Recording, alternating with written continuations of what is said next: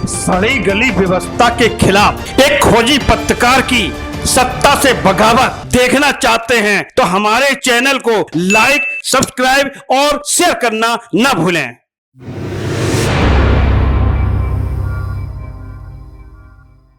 नमस्कार, मैं अनु गुप्ता, आप देख रहे हैं दृष्टांत न्यूज।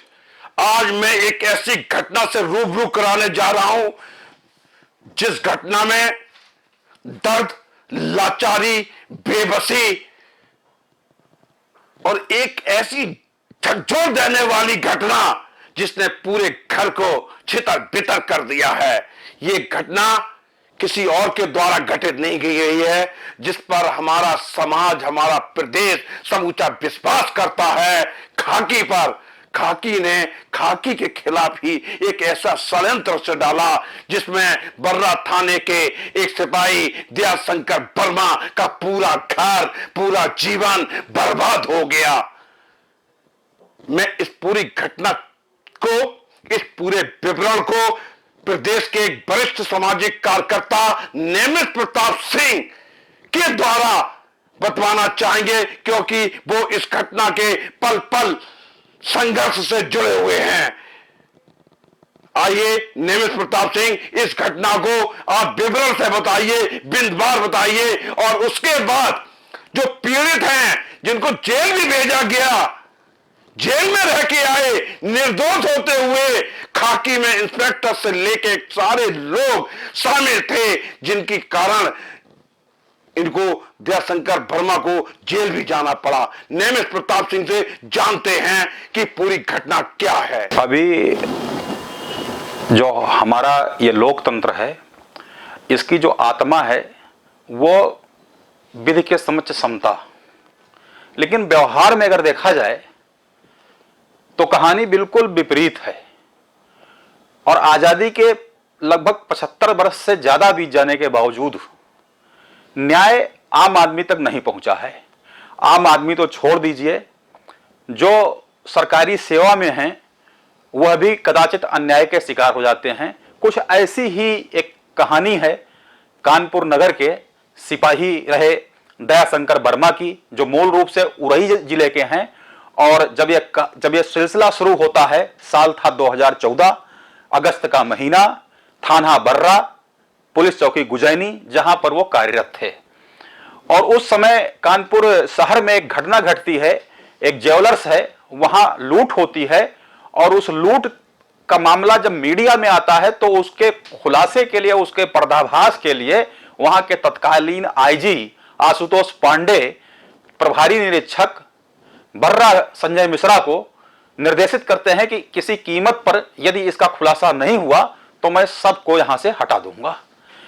पुलिस अधिकारी, उच्च पुलिस अधिकारी के निर्देश के बाद हरकत में आती है पुलिस, और प्रभारी निरीक्षक बर्रा अपने सहयोगियों के साथ मीटिंग करते हैं, गुप्त बैठक करते हैं और निर्देशित करते हैं कि हमें तत्काल खुलासा चाहिए।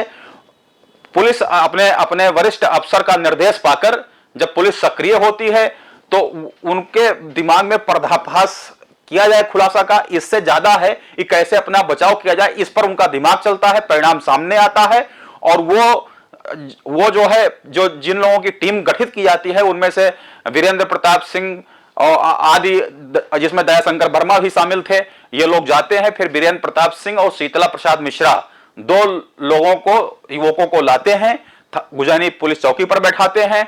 फिर उनको थाने पर लाया जाता है, उनको मारा पीटा जाता है, एक से पैसा लिया जाता है, पैसा लेकर उसको मनोज गुप्ता को छोड़ दिया जाता है, और नीतू नाई को बैठाया जाता है, मोनू सिंह को बैठाया जाता है। और फिर रात में मोनू सिंह से कहा जाता है कि बात करो, तो दरोगा दयाशंकर वर्मा, जो कि उस समय सिपाही थे, बात करते हैं और उनसे जो बोला जा रहा है कि इनसे पैसे की मांग करो। और जब वो अपने उच्च अधिकारियों के कहने पर बात करते हैं तो कॉल रिकॉर्ड हो जाती है, और इसी कॉल रिकॉर्ड के आधार पर दरोगा दयाशंकर वर्मा के खिलाफ एफआईआर दर्ज होती है, इनको जेल भेज दिया जाता है। बाद में क्या होता है कि जिन लोगों ने इस लूट का फर्जी खुलासा किया था, उन्हीं में से एक दरोगा वीरेंद्र प्रताप सिंह थे, जिन्होंने कॉल रिकॉर्डिंग में यह बात स्वीकार कर लिया है कि हम जो है हमने जो है यह सामान जो है आप लोगों ने हम लोगों ने खरीदा था, क्योंकि हमको ऊपर से आदेश था कि सब खुलासा करना है। और जिस ज्वेलर्स के यहाँ, ललित सोनी के यहाँ यह सामान बरामद किया गया था जिनका, उन्होंने उस बरामद सामान को अपना होने से इनकार कर दिया था और उन्होंने कहा कि यह जो है पुलिस कर्मियों के दबाव में हमने स्वीकार कर लिया कि हमारा सामान है, हमारा सामान वो था ही नहीं। यानी ये क्लियर हो गया कि इस लूट का, जो ज्वेलर्स के यहां लूट हुई थी, उसका खुलासा पूर्णतः फर्जी था। और ये तमाम जब बिंदु को लेकर जब दयाशंकर वर्मा जेल से निकलते हैं तो आईजी आशुतोष पांडे से मिलते हैं और आशुतोष पांडे इनकी बात सुनकर उचित कार्यवाही करने के बजाय इनको दुत्कार कर भगा देते हैं। दरोगा दयाशंकर वर्मा का आरोप है कि आईजी आशुतोष पांडे ने इनको जाति सूचक गालियां दी थी। अब सवाल उठता है कि अगर ये कॉल रिकॉर्डिंग के आधार पर दरोगा दयाशंकर वर्मा के खिलाफ एफआईआर हो जाती है, उनको जेल भेज दिया जाता है, तो जो दरोगा वीरेंद्र प्रताप सिंह हैं, जिन्होंने स्वीकार किया है कि लूट का सामान, जो लूट का फर्जी खुलासा करने के लिए सामान हम लोगों ने खरीदा था, कट्टा वट्टा सब फर्जी था, खरीदा गया था, तो फिर उनके खिलाफ एफआईआर दर्ज क्यों नहीं होती है? यह सवाल मेरा व्यवस्था से है, उत्तर प्रदेश पुलिस से है, गृह विभाग से है और सरकार के सभी जिम्मेदार व्यक्तियों से है, अनुसूचित जाति जनजात आयोग से है, मानव अधिकार आयोग से है कि अनुसूचित जाति के समाज से संबंध रखने वाले दयाशंकर वर्मा के को फर्जी फंसाए जाने के मामले में अभी तक दोषियों के खिलाफ एफआईआर दर्ज क्यों नहीं हुई। यह घटना जब घटती है तो उस समय उत्तर प्रदेश में सरकार रहती है अखिलेश यादव जी की। ये वही अखिलेश यादव जी हैं जो इस समय योगी आदित्यनाथ की सरकार के दौरान इन्होंने पीडीए का नारा बुलंद किया। पीडीए मतलब पिछड़ा, दलित और अल्पसंख्यक। सवाल यह है कि जब उनकी सरकार थी तो अनुसूचित जनजाति या दलित समाज से आने वाले दयाशंकर वर्मा जैसे निरीह पुलिसकर्मी को जब फंसाया जाता था तब उनका पीडीए कहां था? यह सवाल अखिलेश यादव जी से मैं दृष्टांत चैनल के माध्यम से पूछना चाहता हूं। अब आइए योगी आदित्यनाथ जी के ऊपर। सत्ता में आते ही प्रेस कॉन्फ्रेंस में उन्होंने करप्शन और क्राइम पर जीरो टॉलरेंस की पॉलिसी का बड़ा जो है बाजा बजाया और परिणाम हुआ यह है कि लोगों को एक आशा बधी कि हम जो है अराजकता और गुंडा राज झेल रहे थे सपा और जो है बसपा की सरकार में, अब उससे हमको निजात मिलेगा। लेकिन हुआ उल्टा। योगी आदित्यनाथ जी की सरकार में मैं मानता हूं कि बड़े माफियाओं के खिलाफ कुछ कार्रवाई हुई है, लेकिन पुलिसकर्मी किस कदर से बेलगाम हुए हैं, ये गाजीपुर से गाजियाबाद तक, मथुरा से महाराजगंज तक और बांदा से बहराइच तक, यानी उत्तर प्रदेश के कोने कोने में देखा जा सकता है। और दरोगा दयाशंकर वर्मा ने स्वयं माननीय आदित्यनाथ जी के पास जब गए, मुख्यमंत्री जी के पास, तो उस समय मुख्यमंत्री जी के यहाँ आवास पर बलदेव सिंह औलख जी, मंत्रिमंडल के उनके सहयोगी मौजूद थे। उन्होंने आदेश दिया कि इसमें मुकदमा दर्ज किया जाए। इसके बावजूद आज 17/3/22 और 7 वर्ष बीत जाने के बावजूद पुलिस ने कोई कार्रवाई नहीं की।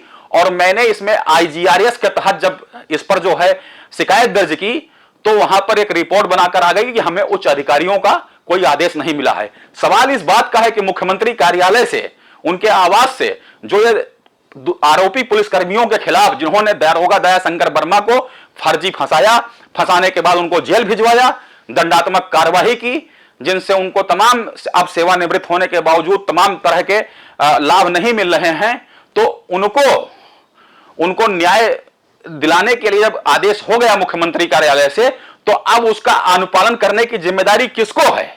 और हमारे पास रखा हुआ है यह रिपोर्ट, मतलब यह जो जांच का जो है यह जांच का पत्र है, जिसमें विकास कुमार पांडे, सहायक पुलिस आयुक्त गोविंद नगर कानपुर नगर ने स्पष्ट तौर पर कहा है कि हमें कोई आदेश नहीं मिला है। सवाल यह है कि मुख्यमंत्री के कार्यालय से जो आदेश होता है उसके अनुपालन की जिम्मेदारी पुलिस की है या नहीं है?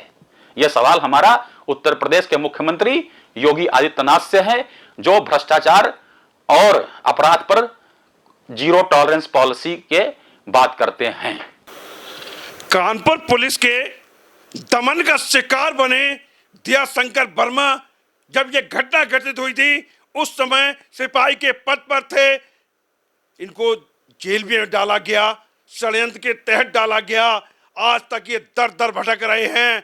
कभी इस नेता के यहाँ, कभी उस नेता के यहाँ, कभी मुख्यमंत्री के यहाँ, कभी अखबार में, आज ये दृष्टांत न्यूज में अपनी करुण कहानी लेकर आए। तो जब सुनने के बाद मेरे जैसा एक खोजी पत्रकार जिसकी आंखों में आंसू आ गए, आखिर व्यवस्था इतना निर्दयी कैसे हो सकती है, खाकी आखिर इतना निर्दयी कैसे हो सकती है, अपने सहयोगी के साथ ही इतना षड्यंत्र कैसे रच सकती है। मैं जानना चाहूंगा अध्यक्ष शंकर वर्मा जी से, उनसे पूछेंगे कि विस्तार से क्या उनके साथ घटित हुआ है। वर्ष 2014 थाना बर्रा, जिला कानपुर नगर में तैनात था। उस समय मैं गुजैनी चौकी में तैनात था। वहाँ के एसओ संजय मिश्रा थे और वीरेंद्र प्रताप सिंह चौकी इंचार्ज थे और शीतला प्रसाद, प्रमोद कुमार सिंह और कई सिपाही थे। उसी दौरान एक लूट हुई थी जरौली सेकंड में ललित सोनी की। वहाँ से ललित सोनी अपनी दुकान बंद करके जैसे निकला और एक काली पर्सल से 3 व्यक्ति आए, उसके ज्वेलर का जितना सामान था वो लेकर के भाग गए। उसी दौरान आईजी आशुतोष पांडे वहाँ इंचार्ज थे। आईजी आशुतोष पांडे ने एसओ संजय मिश्रा को बुला करके कहा कि हर हालत में ये व्यापार मंडल का दबाव है और इसमें लेकर तुरंत लेकर लूट खोली जाए। 3 आदमियों को इन्होंने जो वीरेंद्र प्रताप सिंह और शीतला प्रसाद दोनों 2 आदमी को पकड़ के ले आए। एक का नाम था मोनू सिंह और दूसरे का नाम था नीतू नाई। दोनों को पकड़ के ले आए। ले आने के बाद में उनको जो है थाने ले आए। थाने में उनकी बहुत बेलग मारपीट करी। पानी नाक में भरा गया। मुझसे खुद ही पानी मंगवाया था। पानी भर के उनकी जब जान निकलने लगी तो उन्होंने कहा कि साहब ऐसा करो कि हमारा एक जो है जिसकी गाड़ी चलाते हैं उसका नाम जो है मनोज गुप्ता है, उसको ले आओ। मनोज गुप्ता को ले आने के लिए हम और मोनू सिंह और वीरेंद्र प्रताप सिंह, शीतला प्रसाद, प्रमोद कुमार सिंह, ये सब जो इंचार्ज थे, इन लोगों ने के साथ में गए और उसको घर से टेलीफोन किया। टेलीफोन में जितेंद्र श्रीवास्तव के द्वारा टेलीफोन से ये बात जो है उन्होंने जब कहा कि भाई हमें टेलीफोन से बुलवाएंगे हम ललित सोनी को, मनोज गुप्ता को, तो उन्होंने लेकर टेलीफोन किया। वो टेलीफोन मेरा नंबर था। उससे लेकर के इतनी बात हो गई 5-50 हज़ार रुपये की इसकी रिकॉर्डिंग जो वकील साहब थे जितेंद्र श्रीवास्तव, उनने रिकॉर्ड की। रिकॉर्डिंग करने के बाद में इसको जब वो हमारी बात पे मनोज गुप्ता आ गया, मनोज गुप्ता थाने ले आए और थाने में लेकर के फिर तीनों लोगों को फिर मारपीट करी, फिर पानी नाक में डाला गया। आखिरकार उन्होंने कोई न ज्वेलरी का सामान मिला, ना कोई काली पर्सल मिली, ना काला बैग मिला। आपको व्यक्तिगत तौर पर ये पुलिस का षड्यंत्र कैसे लगा? षड्यंत्र इस तरह से कि मैं चूँकि एससी था, मैं चमार था, ये सब लोग पंडित और ठाकुर थे और इन्होंने लेकर के मैं नहीं जान पाया। क्या थाने में भी जात पात चलता है? बिल्कुल जात पात चलता है, बिल्कुल जात पात चलता है। क्योंकि चूंकि मैं ऐसी समाज से था, इसलिए मैं माननीय मुख्यमंत्री महोदय से कहना चाहता हूं कि इसकी जांच क्यों नहीं हो रही। मैं 10 सालें हो रही, मेरी पत्नी मर गई इसी दौरान। इन्हीं के दौरान मैं तो 302 के ये दोषी हैं लोग, परंतु मेरे खिलाफ मेरी बात को कोई सुन ही नहीं रहा है। मैं 10 साल से मैं भी आज आपके यहाँ आया हूँ। कई पत्रकार महोदय के पास में गया, कई अधिकारियों के पास गया, मैं SC/ST आयोग गया, मैं दिल्ली SC/ST दिल्ली गया, जिसकी जांच में सिर्फ पुलिस की एक रिपोर्ट आ जाती है जो आईजी आशुतोष पांडे द्वारा मुझे SC और जांच सूचक शब्दों का प्रयोग किया गया। और एक माननीय अखबार की, आज पेपर की अखबार की मैंने इनके पास ले गया था कि श्रीमान जी FIR दर्ज होना चाहिए, क्यों नहीं हो रही। तो ये जो बरामदगी दिखाई है ये कहाँ से आया? बरामदगी आई, एक विनोद गुप्ता था, मनोज गुप्ता का भाई विनोद गुप्ता, उससे 10-13 हज़ार रुपये लिए थे। ये बात बराबर जो है चल रही है, बराबर SI वीरेंद्र प्रताप चौकी की रिकॉर्डिंग के आधार पर यदि मेरे खिलाफ मुकदमा कायम हो गया तो वीरेंद्र प्रताप सिंह के रिकॉर्डिंग है कि पूरी सामान खरीदा गया। एसओ संजय मिश्रा के आदेश से गए, हम स्वयं गए और हम लेकर उनकी रिकॉर्डिंग रखे हैं। रिकॉर्डिंग दे रहे तो एक रिकॉर्डिंग के आधार पर मेरे खिलाफ मुकदमा 389, 386, 506 का हो सकता है, तो इनके खिलाफ क्यों नहीं? दलितों की रहनुमाई करने वाले IPS से मंत्री बने असीम अरुण से आपने दास्तां सुनाई? मैंने असीम अरुण साहब को पूरी दास्तां सुनाई, परंतु भ्रष्टा और ये चमार नहीं, ये दबे हुए चमार हैं, इनके कोई वो नहीं है। इन्होंने हंस करके बता दिया और लेकर के अब जब मैंने कहा तो एक दिन मैंने कुछ नहीं बैठा, इन्होंने हमें सब कुछ कहा कि नहीं तुम्हारी मदद करेंगे, और लास्ट टाइम पे लेकर के अपने ट्रांसफर करा करके और मंत्री बन के बैठ गए। हम चमार जहाँ किताब रगड़ रहे हैं। अरे मैं क्या बता दूं आपको, मैं किस तरह से मेरे साथ में हुआ। मेरी पत्नी मर गई, मेरा घर बर्बाद हो गया है। हेलो, हाँ जैन सर, क्या है? वर्मा बोल रहे हैं सर, वर्मा बोल रहे हैं। हाँ समझ गया सर अभी उनको टेलीफोन आओ तो देखो, उनको का नाम चौकी, उनको शीतला प्रसाद मिश्रा जी का। हाँ तो उन्होंने एस साहब से बात की थी कि मतलब यार उसको दोष क्या है जो आपने जो है इस तरह से मतलब उसको निकाल दिया है। तो कह रहे थे कि जाने 25,000 रुपया तुमने वर्मा ने लिए, हमको बताया नहीं। हमने कहा ऐसी तो कोई बात नहीं थी। ऐसा कोई बात थी है? कोई 25,000 रुपया हमने लिए हैं सर। वो कहते बड़े साहब कहते कि 25,000 रुपया वर्मा ने लिए हैं। अरे कुछ नहीं यार, मिश्रा जी हैं, 1 के 3 बताते हैं। हाँ तुम्हें तो उनसे बता दो 13,000, तब उसको 25 बता देंगे। अच्छा, इनका काम है कहाँ है? नहीं तो समस्या है कि 1 का 2 बताना है इनको। अब भाई भगवान जाने, वे एस साहब की बता रहे। कहीं कोई वो नहीं है। हाँ और हमने तो और छुट्टी पे है, मिश्रा बता छुट्टी पे है शायद। अच्छा अच्छा, तो सर इसमें कुछ करें सर, कुछ नहीं तो हम तो परेशान हो रहे साहब ना अरे लेना यार तो करें कहाँ करें बताओ ना, कहाँ करो कुछ। अरे मुकदमा लिखा गया है, कुछ हो नहीं रहा, अभी साइलेंट है, तो क्या किया जाए? हाँ भाई मुकदमा हल्का से कुछ कटे पर्चा फिर उसके बाद जो है वो बाहर निकले, जेल में है, अभी जमानत पे छूटे तो उससे एफिडेविट बात किया जाए और क्या हो। जी, अभी वो जेल में है, उसकी जमानत बेल एप्लीकेशन आई है, 30 तारीख लगा है। 30 तारीख। अच्छा जब तक वो बाहर नहीं निकलेगा तब तक क्या होगा, किससे बात हो? जी समस्या है कि बात किससे करो? दोनों हम न चले जाए जेल। हाँ हम न चले जाए जेल। तो मैं इतना जल्दी खुद नहीं जाओगे, हैं? इतना जल्दी थोड़ा जाओगे। वो मात्र 10,000 रुपए दे गया था, नहीं दे गया था? 10,000 रुपए दे गया था मात्र वो। वही कहने का मतलब है। और फिर वो भी मैंने एक पैसे लिया था, हमने आपको सपा दी और वो चीजें बस्तर में कंकाऊ में लगाया आपने। अरे लगाए नहीं तो बहुबा तुम साथ ही गए थे। वही तो मैं कह, मैं साथ था सर, ऐसी कोई बात नहीं है। तो वही मैं मित्रों जी से बताया गया था, वो तो ऐसा साहब खुद कहे कहीं से व्यवस्था कर लेना। जी सर, तो अब वही तो कह रहा है, मात्र 4,000 रुपया उसके पास थे जी, मैं 3,000 दिए थे, वो 1,000 संग ले गया था और 10,000 रुपया बेचे और 3 बे 13,000 रुपया वो भी मैंने 1 रुपया नहीं लिया था, आप ही को दे दिया था मैंने। कह लियो साहब वो भी आपने जो है पूरा खर्च किया है, कंकाऊ में, कहूँ कट्टा में लिया है, कहूँ कछू लिया है, ये सब चीजन में लिए हैं। कुछ नहीं बताने की जरूरत है, नहीं है भोसड़े की 100 पैसा दिया मंजिया चुनाव। वो तो खैर बताने की कोई जरूरत नहीं। अगर फिर भी जो है 1200 रुपया अमर सिंह ले गए थे, कट्टा के ले गए हैं और बाकी चीजन विजन में चले गए थे। तो ये सब है साहब, हम लोगों ने एक पैसा लिया हो तो बताया साहब है, फिर भी जो है बदनाम कर रहे हैं हम लोगों को।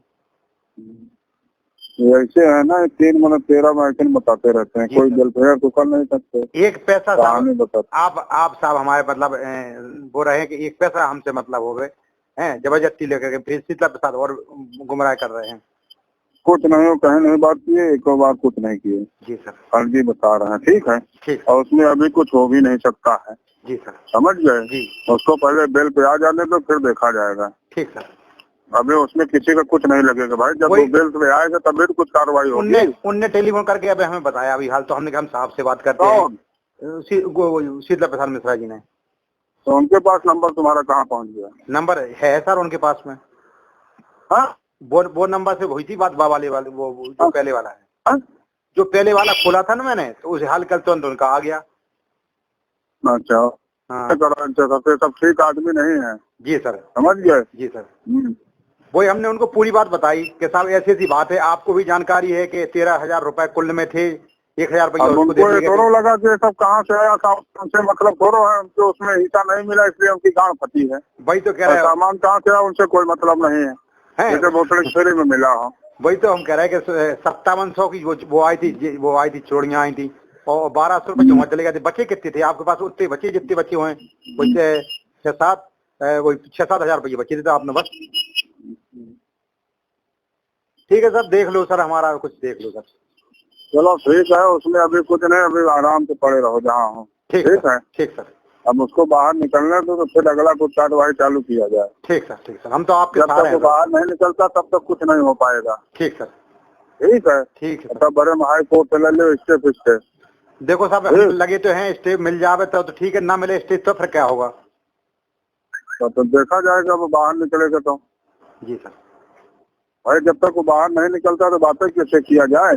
जी, बाहर निकले तो फिर देखा जाए, उसी के ऊपर दबाव बनवाना है और क्या। ठीक सर, ठीक है, ठीक सर, जय सर, जय।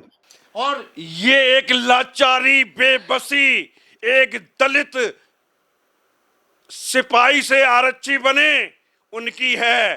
पूरा समाज, पूरी व्यवस्था, पूरी राजनीतिक व्यवस्था, यहां तक कि मुख्यमंत्री तक के यहां दर दर की ठोकर खाने वाले क्यों कोई सुनने को तैयार नहीं, इनके साथ न्याय करने को कोई तैयार नहीं। दृष्टांत न्यूज से मैं अनूप गुप्ता।